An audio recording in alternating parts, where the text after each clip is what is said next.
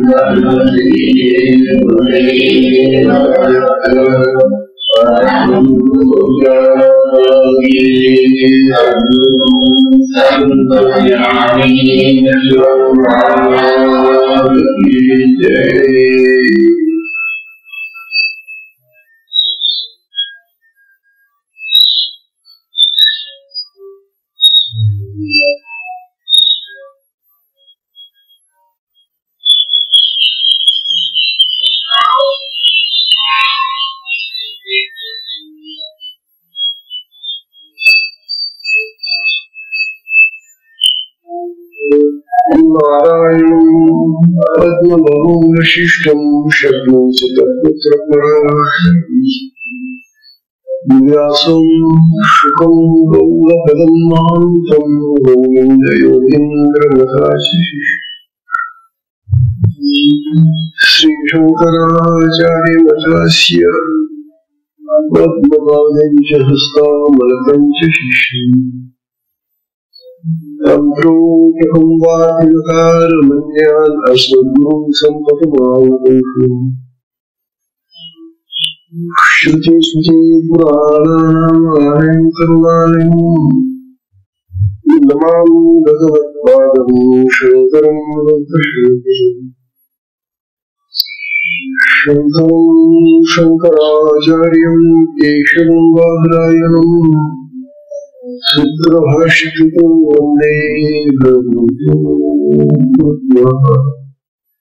नित्यं शुद्धं निराभासं निराकारं निरञ्जनम् अनित्यबोधं चिदानन्दं गुरुं ब्रह्मणमान्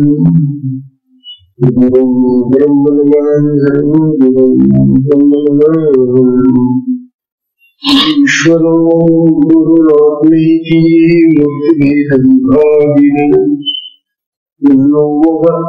व्यक्तदेहाय दक्षिणामूर्तये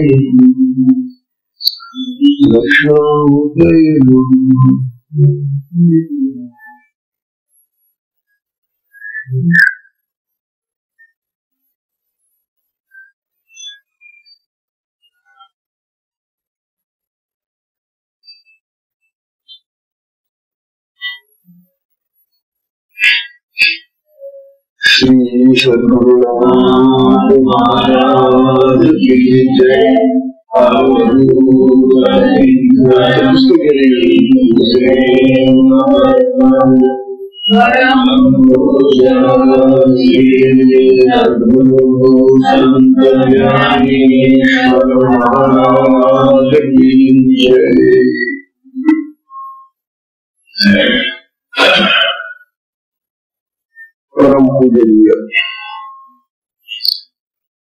परम पूजनीय श्री सद्गुरु संत ज्ञानेश्वर महाराज साधकांचे माय बाप बालयोगी आणि भगवान विष्णूचे अवतार असलेले ज्ञानोबा यांचा श्री अमृतानुभव तथा अनुभवामृत या नावाचा ग्रंथ आपण पाहत आहोत. अनुभवामृताचं हे 90% आपलं जीवन मुक्ती कथन म्हणून सुरू आहे. हा जो विषय आहे जीवन मुक्तीचा हा मोठ्या विद्वानांना सुद्धा आकलन होत नाही. जे पढत लोक आहेत बोलणारे पाठक जगाचं ज्ञान घेतलेले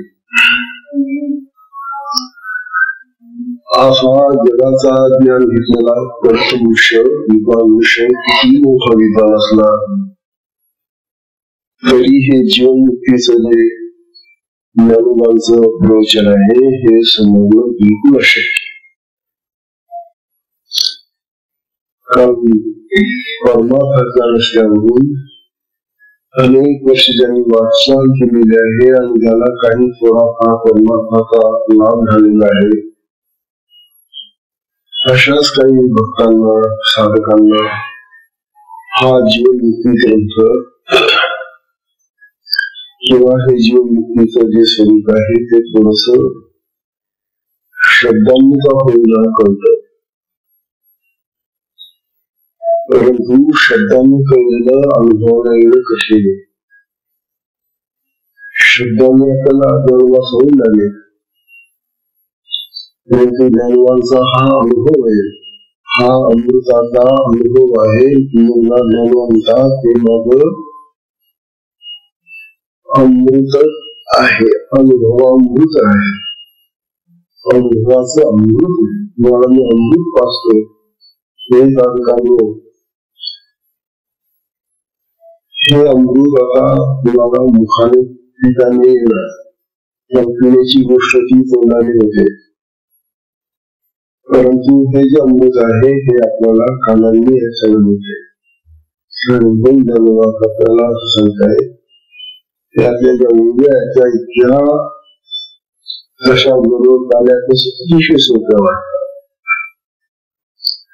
पण अर्थाच्या आणि अनुभवाच्या दृष्टीने पाहिल्या त्याच्या फार गहन आहे खूप येते. तथापि ज्यांना आपल्याला त्यांच्या मुखातून येणाऱ्या शब्दांच्या द्वारे चैतन्याच्या द्वारे ते आपल्याला थोडाफार त्याचा उकल करून सांगतायत. कालची फारच महत्वाची होती. काल जेव्हा आपल्याला सांगत होते झाला देवीची भक्ती ठाऊची झाला पंथी म्हणून ठेला एकांती विश्वची हे ही कशी चालवली आहे ही कशी चालवली त्या जीवनाचं स्वरूप सांगणारी गेली आहे त्याचा आचार सांगणारी गेली आहे. ऐकायला येतं का?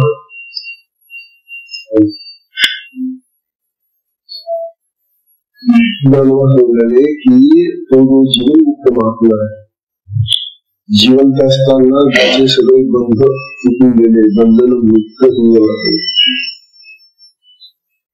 आता जो आत्मस्वरूपामध्ये गेलेला आत्मस्वरूप झालेला आत्मशेषरूप झालेला जो महात्मा आहे त्याचा व्यवहार कसा आहे झाला देवाची भक्ती. ज्ञानोबा आपल्याला सांगले की देवच त्याचा भक्त झालेला आणि आपण कसे असतो आपण देवाचे भक्त आहोत. तर मला जीवनमुक्तीचा अनुभव कसा आहे आणि आपला सामान्य त्यांचा अनुभव कसा आहे. आपण देवाचे भक्त आहोत आणि हा जो जीवनमुक्त झालेला महात्मा आत्मस्थितीमध्ये असलेला महात्मा जो आहे त्याचा भक्त देव होतो आणि देव त्याचा भक्त होतो ते कुठल्या अवस्थेत येतो. ज्ञानोबा हे सांगत असताना आम्हा साधकांना हा उद्देश करतात की अरे तुम्ही सुद्धा देव आहात तुम्ही सुद्धा देव आहात तुम्ही जे भक्त म्हणून देवाची व्यापार आराधना काळजी करता साधना ही तर ठीक आहे ती बेताची तुमची पण तुमच्यामध्ये सुद्धा देव आहे तुमच्यामध्ये तो आत्मा आहे तो देवच आहे तोच खरा देव आहे. हा आत्मरूपी आत्माकार असलेला देव आपल्या देहामध्ये असताना प्रत्यक्ष भगवान तो देव आहे आणि मग हा जो माझा मी आहे जीवभावातला तो भक्त आहे.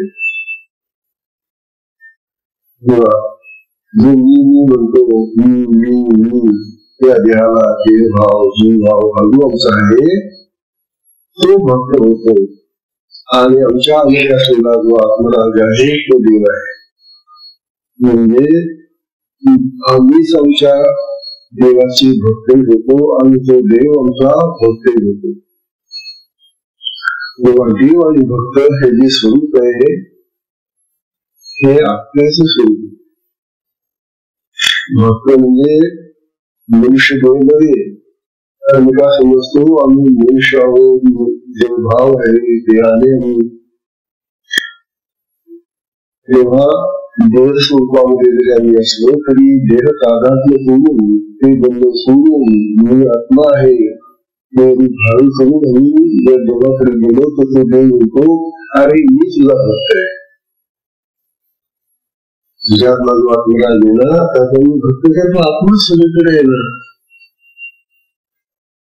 ही जी मूवी आहे ती आपल्याला फार सुंदर दिसायची. झाला देवीची भक्त, ठाऊची झाला पंथी. आणि मग असा जेव्हा आम्ही आत्मस्वरूपामधला आत्म्याचा स्वरूपातला देव बघून आम्ही जेव्हा होतो, तेव्हा तो आत्मा किंवा आमच्या देहातच नव्हे तर देहाच्या बाहेरही ते चैतन्य संस्कृत असलेले. आणि म्हणून हाव म्हणजे जे ठिकाणा म्हणजे जे घर आहे ना, ते घरच रस्ता म्हणतात. कारण त्या घरातही चैतन्य आहे पसरलेलं, घराच्या बाहेरही पसरलेलं, सगळीकडे पसरलेलं आहे. आणि हा चैतन्याचा जो प्रसार आहे तेच आमचं सांगण्याचं म्हणजे रस्ता आहे. त्या चैतन्यामध्ये आम्ही विहार करतो, त्या चैतन्यामध्ये आम्ही फिरतो. आणि म्हणून चैतन्य आत्मस्वरूप एक आमचं पंथ स्वरूप आहे. ठाऊच झाला पंथी, ओम विठेला एकांती विश्वास. आणि मग एकांत म्हणजे एकटं जे राहणं आहे, हा एकांत आम्हाला कुठे मिळतो, तर आत्मस्वरूपामध्ये. या सगळ्या विश्वामध्ये जे चैतन्य घडलेलं असल्यामुळं या विश्वामध्ये हा एकांत आम्हाला प्राप्त होतो. एवढा मोठा एकांताचा प्रसार आहे बघा.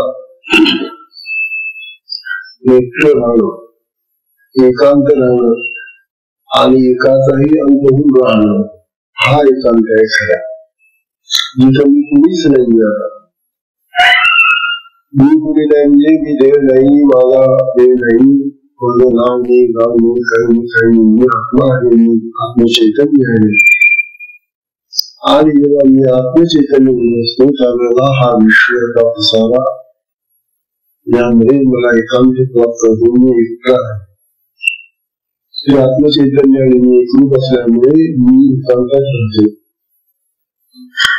असं हे जीवनमुक्तीचं स्वरूप ज्ञानाने काल आपल्याला सांगितलं.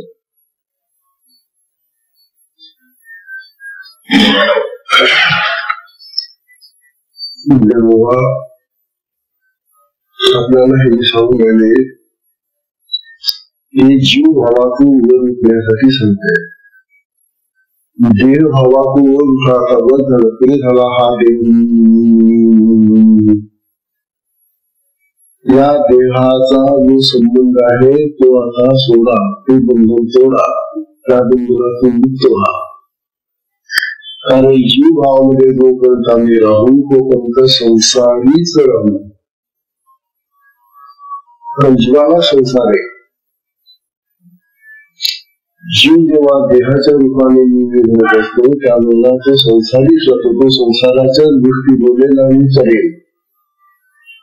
परंतु तो जीव आपला तो शिवभावात गेला, तो आत्मभावात गेला की मग त्याचा संसाराचं ते बंधन सुटतं असं ज्ञान म्हणतात. म्हणून आम्हाला हे जे जग दिसतंय ना, हा जगाचा बाहेर पसारा जो आहे ना तो आम्हाला खरा वाटतो. हे जे जगाचं दृश्य आहे हे खरं आहे असं दिसतं. का खरं दिसतं? कारण जीव भावात आहे. जीव भावात असलेल्या मोक्षाला हा जगाचा पसारा खरा आहे, सत्य आहे असं वाटतं. वास्तविक जग नावाचं काही नाहीच आहे. हे त्या चांगल्यावर बरोबर सांगितले. सगळा आहे तो परमात्माच पसरलेला आहे, ते चैतन्यच पसरलेलं आहे, ते ब्रह्मचैतन्यच पसरलेलं आहे सगळं. पण ते ब्रह्मचैतन्य, ते आत्मचैतन्य, ते चैतन्याचं स्वरूप आम्हाला कळत नाही. त्याचं कारण जीव भावात आले. म्हणून हा जीव भाव ज्या वेळेला आमच्या सुटेल त्यावेळेला ते आम्हाला कळेल. म्हणतात आधी जीव भावाचा हा जो बंधनाचा प्रकारे हा जो संबंध आहे तो थोडा ढिला करा. आधी ढिला करता एखादी सोडत असताना आपण काय करतो, एकदम सोडून टाकतो. कधी कधी आपण हळूहळू कल्पना ढिली करतो, ढिली करण्यानंतर सुटते. तसा हा संसाराचा, प्रपंचाचा, हा जगाचा हा जो गाठीचा प्रकार आहे, हे जे बंधन आहे आमचं ते एकदम सुटणार. आधी ते थोडस ढिलं करत जावं. आणि ते ढिलं तेव्हा होतं की जेव्हा संसारातून परमार्थाकडे येतो. जो मनुष्य जसा परमार्थाच्या रक्षणाला लागेल तस त्याचं ते बंधन ढिलं होतं. आणि मग तुम्हाला ते शोधता येईल.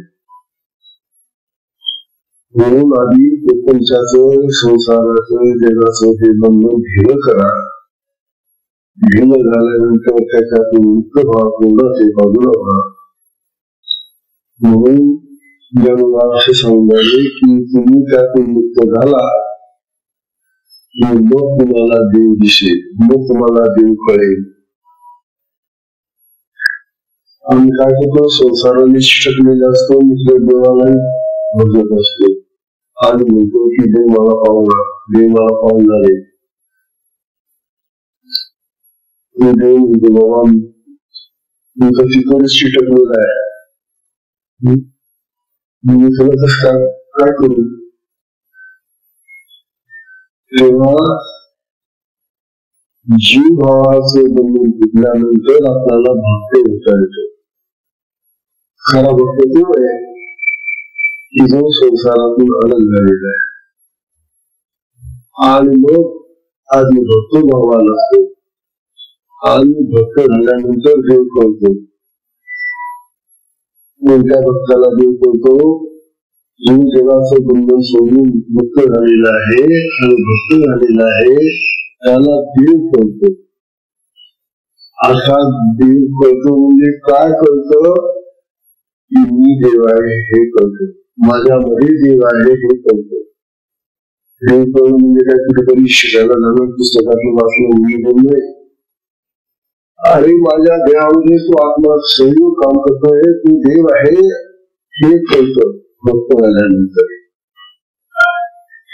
मग तो आत्मा कळल्यानंतर मग त्या आत्म्याचं स्वरूप आम्हाला प्राप्त करण्याची इच्छा होते. असा जो आत्मा आमच्या देहामध्ये आहे तो आम्हाला प्राप्त आहेच. तो आता प्राप्त करायचं नाहीये, फक्त त्याचं स्वरूप प्रगट करायचं बस.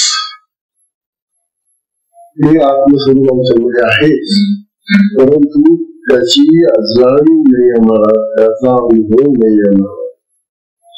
तो अनुभव आम्हाला घ्यायचा आहे, तो वाटण्या आत्मस्वरूपाचा. आणि जेव्हा मग तो आत्मस्वरूपाचा अनुभव येतो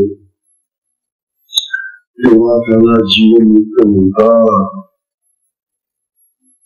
त्याला जीवनमुक्त म्हणतात की जेव्हा आम्ही आमच्या देहामध्ये असलेल्या या आत्म्याचा अनुभव घेतो, आत्मस्वरूप होतो, त्याला म्हणतात जीवनमुक्त.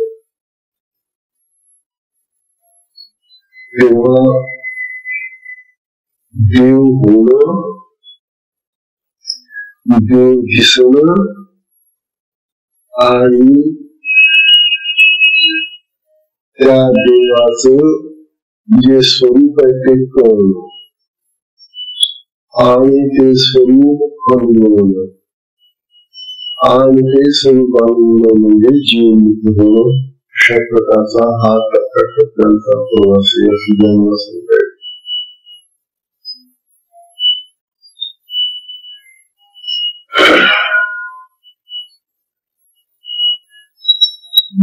आपल्याला सांगताय एखादा चित्रकार सूर्याचं आणि चंद्राचं किंवा कुठल्या ताऱ्याचं छान चित्र काढतो. चित्र काढून पाहतो, सूर्याची चित्र असतात, चंद्राची चित्र असतात. सूर्य आणि चंद्राची चित्र काढणं म्हणजे सूर्याचं तेज प्राप्त करणं नव्हे, चंद्राचं तेज प्राप्त करणं नव्हे. तो चित्रकार बनवून तिथं तेज दाखवेल, सगळं दाखवेल तुम्हाला, परंतु ते चित्रातलं तेज आहे ते तेज तुम्हाला अनुभवता येणार म्हणजे खरं सूर्याचं तेज होते. चित्रावरून सूर्याचं तेज अनुभवता येणार नाही, चित्रावरून चंद्राचं तेज अनुभवता येत नाही. तसं जीव भावामध्ये राहून तुम्हाला आत्म्याचं स्वरूप अनुभवता येणार नाही.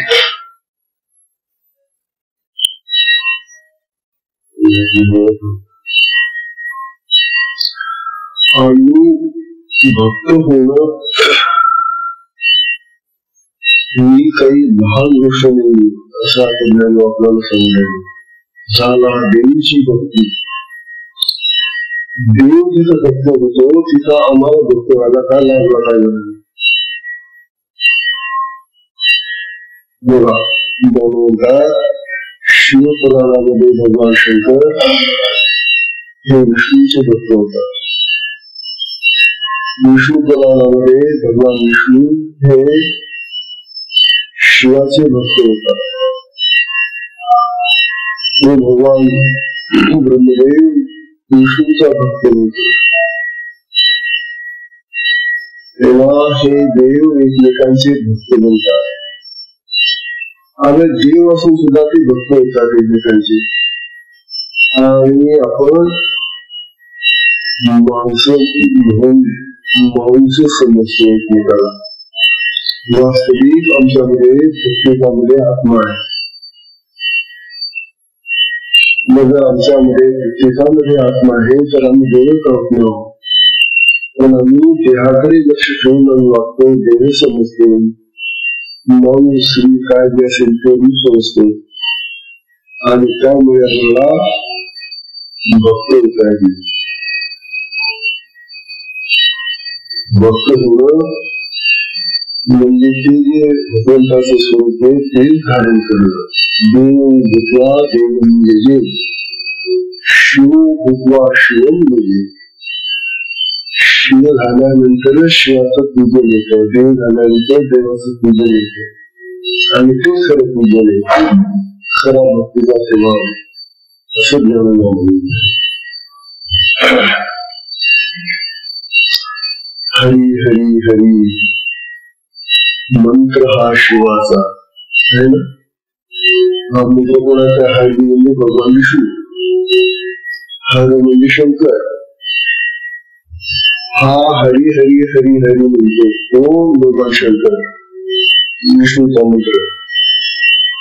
शंकर बघताय हरी हरी हरी हरी मंत्र हा शिवाचा. आणि हर हर हर हा मंत्र तो विष्णूचा मंत्र. विष्णू भगवान हराची पूजा करतात, मंत्र म्हणतात.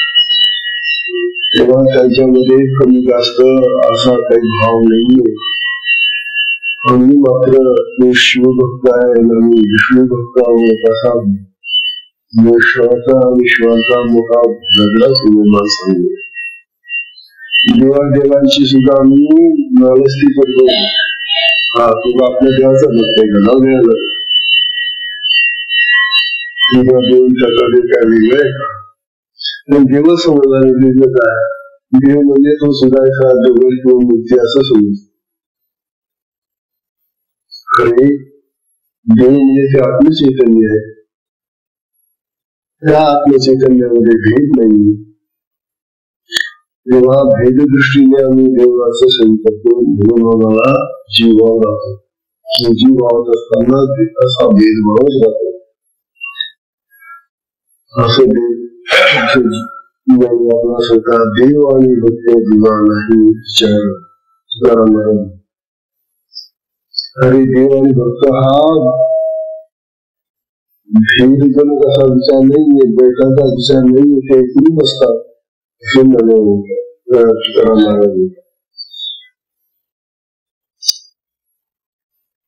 तेव्हा ज्ञानवंता ज्याला खरोखर भगवंताची ही अवस्था प्राप्त झाली, तो आनंद, हे सुख, हे समाधान, ही शांती, हे प्राप्त झालं. हे असा सत्पुरुष मग अखंड त्या आत्म्यामध्ये जमतो. आता 37वी पाका सुंदर मुळे 37वी मुळे म्हणून देवाची या दाटणी, देवाची या दाटणी देवा झाली आठवणी. देवाची या दाटणी देवा झाली आठवणी. देश काळादी वाहणी येईच ना, देश कालादी वाहणी येईच ना. हसबंदीने जन्मतात. देवाचा विस्तार एवढा मोठा आहे, त्याचा पसारा दाटून एवढा दाटून जातो, एवढा मोठा होतो. जसा एखादा सदरा म्हणा किंवा एखादं पुलक एखाद्या बैला जसं दाटत, किती वेळा प्रयत्न केला पण ते फाटून जाईल, पण ते काही जात नाही. ते दाखवून जातं पुलक म्हणा सदरा म्हणा. तसा हा जो देव आहे ना, त्या देवाचा विस्तार एवढा मोठा आहे की ते मंदिर त्याला पुरतच नाही. बळजबरी त्याच्यावर बसून देतात त्याला. आणि आपल्याला वाटतं की ते मंदिरात बसलेलं आहे, चला मंदिरात. अरे तो या सगळ्या विश्वामध्ये पसरलेला येणार आहे. विश्वाचा पसारा ज्याचा थोडासा अंश आहे म्हणतात, एक अंशी तो जगत असं बघून त्यांनी गीतेमध्ये सांगितलेले. अरे अर्जुना, हे सगळं जग जे आहे ना, ते मी एकाच अंशाने धारण केलेलं आहे. एक अंश, सगळे अंश एकम मोठ आहे. मोठा असताना तू मला याचा मंदिरामध्ये दिसून होता. मंदिर केवळ बांधायला पूर्ण मंदिर बांधा, छोटं बांधा, मोठं बांधा, तेवढे बांधा. त्यापेक्षा बांधताना केवढाही मंदिर आहे. मंदिर मोठं बांधलं म्हणजे देव मोठा होत नाही, आणि मंदिर छोटं बांधलं म्हणजे देव छोटा होतो. मंदिरावरून देवाची कल्पना करू नका. आणि जो देवाला मंदिरावरून समजतो, कल्पना करतो, समजून जातो अज्ञानी विषय, त्याला देवाचं ज्ञान आपल्याला मंदिर बोललं त्यांचं. चला मग आपण तिकडे हे नाही होतं मंदिर. तुला मंदिर छोटं दिसतं, त्यामुळे तुम्ही छोट्या मंदिराकडे बोलतो. अरे मंदिरावरून देव कळत नाही रे. त्या मंदिरामध्ये ते कुठल्याही मंदिरावर केवढे मंदिर बांधला तुम्ही, ते त्याला पुरत असते. म्हणून होता देवाची दाटणी देवा झाली आठवणी. देव एवढा दाखवून जातो की केवढे मंदिर बांधलं तुम्ही तरी ते देव आपलं करतो. कारण ते चैतन्य आहे, आत्मा आहे. ते आत्मचैतन्य, ते ब्रह्मचैतन्य जे आहे ते सगळ्या जगात व्याप्त आहे. विश्वामध्ये सगळीकडे ते भरलेले. एवढा मोठा पसारा असताना तुम्ही त्या एवढ्या पसाऱ्याला एका छोट्याशा मंदिरामध्ये किंवा केवढे मंदिर बांधलं, तुमच्या मंदिरात जाऊन बसवता आणि मोठा देवच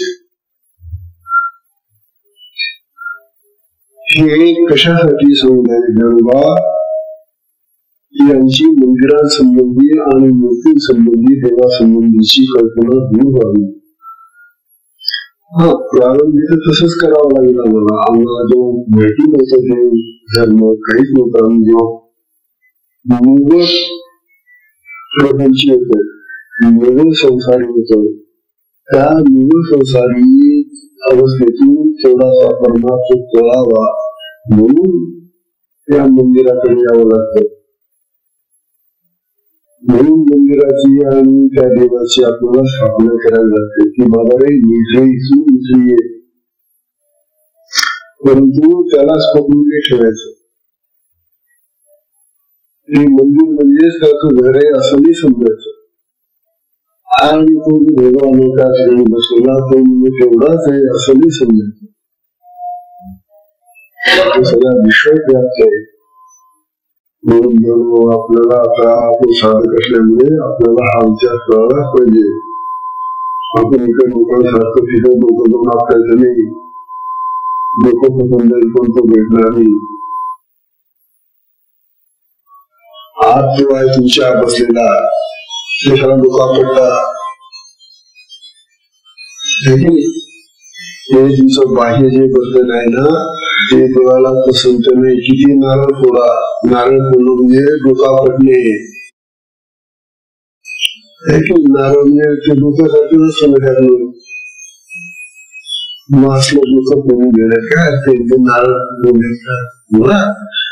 सुरुवातीला काही भाव आपला यावा म्हणून प्राथमिक अशा त्या अवस्था आहेत आपल्या. परंतु त्याच अवस्थेमध्ये साधकांनी जन्म काढणं, मरेपर्यंत तसंच वागणं नाही करणं. जर सद्गुरूंनी साधना घेतली आहे आणि ती साधना अंतरंग साधना घेतली आहे तर त्या अंतरंग साधनेने तुम्हाला ब्रह्मज्ञान मिळालंच पाहिजे, आत्मज्ञान मिळालंच पाहिजे. म्हणून जेव्हा आपल्याला हा ग्रंथ सांगतोय, अमृतानुभव साधा ग्रंथ नाहीये. या ग्रंथाच्या श्रवणाने सुद्धा अनेक भक्त, साधक, शिष्य तयार होतात आणि त्या तयारीसाठी ज्ञानोबा आपल्याला वारंवार वेगळ्या प्रकारे दृष्टांतांनी, प्रमाणांनी हा ग्रंथ समजून सांगताय. जीवमुक्तीची जी स्थिती आहे ती सांगताय.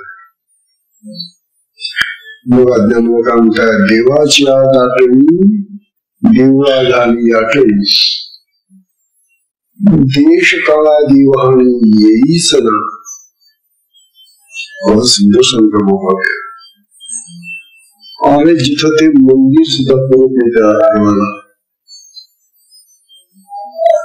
मग ज्ञानवंत पुढे त्याच्या पुढे जाऊन सांगतात आणखी, अरे हा जो देश आहे ना तुमचा, देश म्हणजे जगत, देश म्हणजे भूमी आणि काळ म्हणजे वर्तमान, भूत, भविष्य. हा जो कालाचा प्रवाह चाललाय ना तो कालाचा प्रवाह सुद्धा अपुरा आहे. त्या कालामध्ये सुद्धा ते महाचैतन्य, ते ब्रह्मचैतन्य अखंडच आहे. कुठल्याही कालामध्ये ते कमी जास्त होत नाही. ते अखंड दृष्टीत तसंच राहतात. आणि कुठल्याही देशामध्ये म्हणजे कुठल्याही ठिकाणी ते आहे तसंच बरोबर आहे. तेव्हा देश आणि काल आमच्या दृष्टीने महत्वाचे आहेत, परंतु त्या आत्मचैतन्याच्या दृष्टीने देश आणि काल अगदी कणासारखे. म्हणून देश आणि काल या तुमच्या मर्यादा आहेत जीवाच्या, या जीवासाठी या मर्यादा आहेत. परंतु त्या विश्व चैतन्याला सर्व ब्रह्मांडापुढे अनेक ब्रह्मांडामध्ये तो पसरलेला आहे. मग त्याला देशाची आणि कालाची काय मर्यादा घालतात? कुठल्याही मर्यादेने तो मर्यादित होणारा नाही. मंदिरात तर राहतच नाही तो, मंदिर तर त्याला अपुरच आहे. परंतु देश कालाच्या सुद्धा मर्यादा ओलांडून तो आहे, त्याच्याही पलीकडे आहे पसरलेला तो. हा मोठं स्वरूप आहे ते. हे जे विशाल स्वरूप आहे हे अनुभवा, हे ऐकून हे ऐकून थोडासा निदान आपल्याला त्याचा समजता येईल. तेव्हा ज्ञान सांगणारे या ब्रह्मचैतन्याला, या आत्मचैतन्याला तू ओळखावं थोडं. हा देहापुरता मर्यादित नाही. देह हा जर देव मानलं तर या देहाच्या देवाच्या पलीकडे तो राहतो. जे मंदिर बांधलं ते दगडाचं आहे हो, पण हे जे मंदिर आहे ना, हे मंदिर त्यांनी चेतन करून टाकलं. आश्चर्य हो. वास्तविक हाड, रक्त, मांस, मच्छी काय जे आपल्या देहामध्ये बनले ना, हे जड पदार्थ आहेत सगळे. जसे मिठा, दगड, चुना वगैरे असं ना तुझे, तसे हे लाकडं, दगड वगैरे भरलेले आपल्या देहामध्ये. आणि बाबूचा सांगाडा तयार केलेला आहे आणि मग त्याला लेखून ते असा आकार दिलेला आहे आणि मग त्याचा तो देह तयार होतो. मना देव, मना विष येतो, हे असं दगड एकत्र नाही का? सांगतात हा देहाचा तुझा आकार आहे ना, हेच एक मंदिर समोर राहतात. आणि या देहरूपी दगडाच्या किंवा लाकडाच्या किंवा हाडांच्या मंदिरामध्ये मी राहतो. परंतु मला ते अपूर्ण पडते, म्हणून मला त्या देहाच्या बाहेर पहा. मी केवळ देहातच जायचं नव्हे, देहाच्या बाहेर जिथं जिथं तू पाहशील तिथे तिथं मी आहे. असा हा आत्मा सर्वत्र सर्व व्याप्त आहे. हेच तर भगवद्गीतेमध्ये भगवान वारंवार त्या अर्जुनाला समजून माझ्याशिवाय जगामध्ये कुठलेही स्थान दिसत नाही रे अर्जुना. मी सर्वत्र सर्व व्याप्त आहे, मग तू मला बघणार भगवान अर्जुनाला सांगताय. म्हणतात देश काळादी व्हावी येईच ना, तेव्हा देशकालाच्याही मर्यादा ज्या ठिकाणी अपुऱ्या पडतात तिथं असं हे आत्मचैतन्य किती अफाट असेल हो. एवढा मोठा देव आहे बघा ना माता. हा जो आत्मलागमच्या देहामध्ये आहे, या मंदिरात आहे, हे मंदिर त्याला पुरतच नाही, परंतु ह्या देशाचा आणि कालाच्या मर्यादा सुद्धा ओलांडून तो पलीकडे राहतो. असा तो भगवान आहे. तेव्हा ही अशी ही जी अनुभवाची स्थिती आहे, ही आम्हाला केव्हा येईल? जेव्हा जीवन मुक्त वाढते. ही जीवनमुक्तीची स्थिती आहे. ही जीवनमुक्तीचा हा असा अनुभव आहे की आपल्याला तो आत्मराज केवळ देहात नव्हे तर देहाच्या पलीकडेही देशकालाच्या मर्यादा ओलांडून तो व्याप्त आहे, हे आपल्याला कळतं. तेव्हा देवाचा विचार करा. देव कसा आहे, देव कोण आहे, देव कुठे असतो, हे सांगण्यासाठी हा ग्रंथ आहे. आम्ही काय समजतो, देव म्हणजे दगडी विठाचुरांनी बांधलेल्या मंदिरामध्ये जी मूर्ती आहे ना, तो देव असतो. तो देव चालले भटकत यात्रा करायला, तीर्थयात्रा करा, पण देव तर समजून घ्या. देव तर समजून घ्या, तुमच्या आतला देव तुम्हाला कळला तर त्या मंदिरात तुझी मुस्लिम तिथे देव आहे, मग तू देव करेल. कारण चैतन्य सगळे सर्वव्याप्त आहे. मग ते मग म्हणता येणार की तिथं देव नाही. पण आधी इथंच कळलं नाहीये, या मंदिरामध्येच त्याला पाहिलं नाही, मग त्या मंदिरात कुठे दिसेल. तेव्हा आधी देहाच्या मंदिरामध्ये दर्शन द्या, त्यातलं आणि मग बाहेरच्या मंदिरांमध्ये फिरा, मग तिथे तुम्हाला तो दिसेल. असं ज्ञान सांगितलं. हो, आपण तरी बरं आहे, आपण त्या मंदिरात तरी त्या मूर्तीला देव मानतो. पण असे काही लोक आहेत आपल्या याच्यामध्ये की ते देवच मानत नाही. कसला देव मग देवाला देव न मानणारे असे जे लोक आहेत ते नास्तिक आहेत. ते देव सुद्धा मानत नाही. देव मानणारे जे आहेत कमीत कमी ते आस्तिक तरी आहेत. आस्तिक आणि नास्तिक असे दोन प्रवाह जगामध्ये माणसांचे आहेत. आपण त्यातल्या त्यात आस्तिकाच्या प्रवाहामध्ये वाहतोय. बरं झालं. आपण जर नास्तिकांच्या पंक्तीमध्ये बसलो असतो ना तर फक्त जिथे झालं असतं. नास्तिकाचा आस्तिक होणं फार कठीण आहे. बरं, नास्तिकाचा आस्तिक होणं भलं कठीण आहे. नास्तिक होणं फार सोपं आहे. तुम्ही जर पदार्थ खात असला आणि तुम्हाला त्या पदार्थ खाण्याचा कंटाळा तो पटकन फेकून देतात. तुम्ही फेकायला काय वेळ लागतं, पण तो पदार्थ तयार करायला आणि खायला किती कष्ट आहे त्याच्यामध्ये. फेकायला काय वेळ लागतो. तस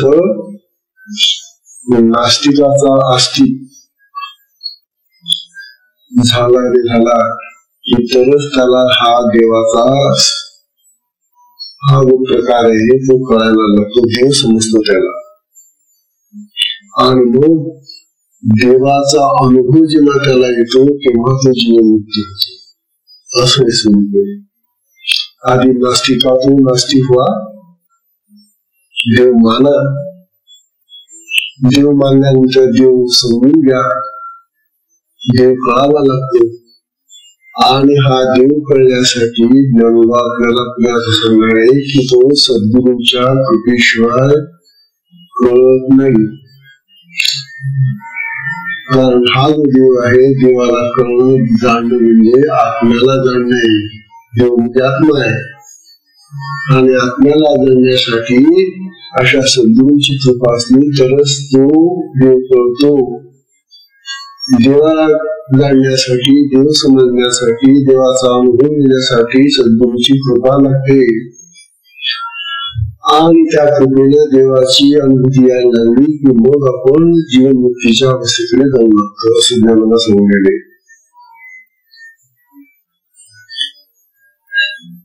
तेव्हा ही जी गोष्ट आहे आता याच्यामध्ये ह्या ते ज्ञानोबात आपला समजा. तेव्हा नुसता देव मानून भागत नाही, नुसतं आस्तिक होऊन चालत नाही. मी आस्तिक आहे, मी देवा मानतो, मी देवाची पूजा करतो, मी देवाचं दर्शन घेतो, मी उद्याने भागणार नाही. कोणाचं?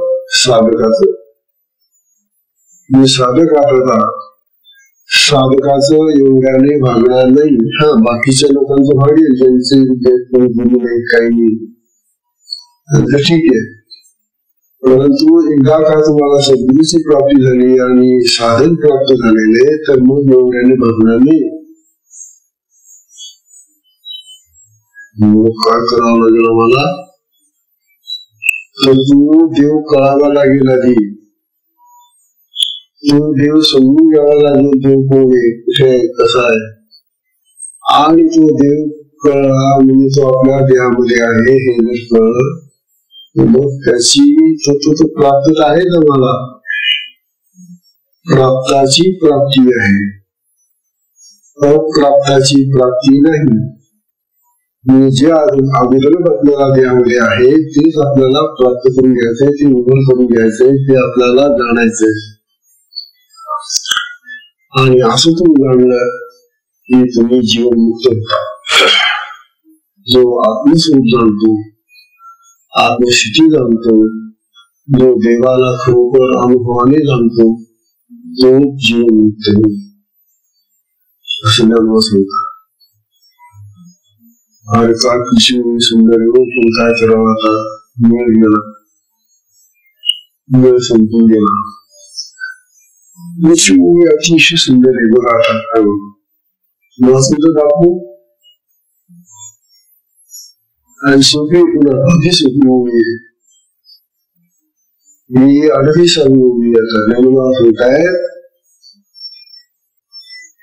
देवी देवोची लमाय, देवी देवोची लमाए, माँ देवी के अन्वयो आहे, माँ देवी के अन्वयो आहे. हेथ परिवारू बहुये अघड़ता की, हेथ परिवारू बहुये अघड़ता की. अशी समजणार नाही. तशी शब्द सोपे फार, परंतु सांगावं लागेल. म्हणून उद्या ज्ञान आपल्याला एवढी सारखे सांगतील.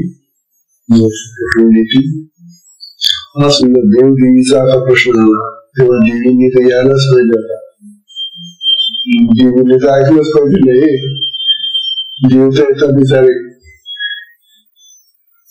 नाही का. देव सुद्धा थोडे बिझी होतात. त्यांना कसली भीती वाटते बघा. माणसं देखील आठवलं काय करावं, देवता तरी बघून असं. तेव्हा आजच्या सत्संगाची वेळ संपल्यामुळे सत्संगाला विश्राम देऊ.